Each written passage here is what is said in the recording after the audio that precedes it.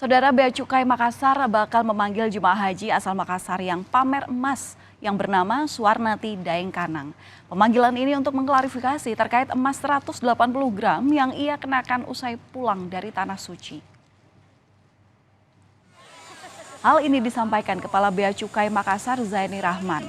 Menurutnya, dalam waktu dekat pihaknya akan memanggil jemaah haji asal Makassar Suwarnati Daeng Kanang ini untuk dimintai klarifikasi terkait emas 180 gram yang ia kenakan sepulangnya dari Tanah Suci. Bahkan pihaknya telah mendatangi kediaman Suwarnati Daeng Kanang pasca beritanya mengenakan emas sebesar 180 gram ini viral di media sosial.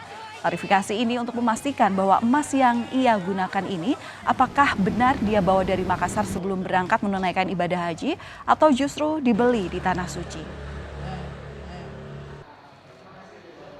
Allowance-nya itu yang diperbolehkan kan nilainya cuma 500 US dollar. 500 US Berapa rupiah? Ya tinggal kurs sekarang Ya. berapa? Oh, yang bisa sampai yang bisa Yang dibebaskan, yang dibolehkan. Yang di atas itu sudah Di atas itu harusnya sudah dikenakan. Itulah makanya itu perlunya saya harus klarifikasi dengan ibu jamaah yang viral itu untuk saya khawatirnya itu juga imitasi, kan kita begitu ngelihat langsung belum tentu tahu apakah itu imitasi atau asli.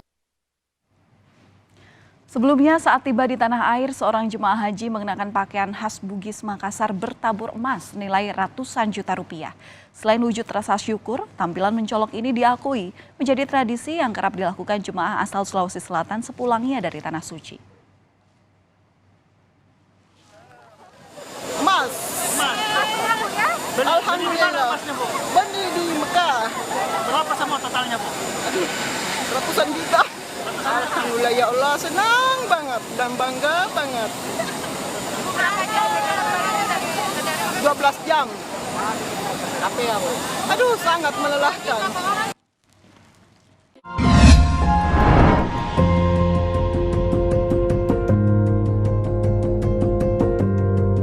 Kompas TV, Rumah Pemilu.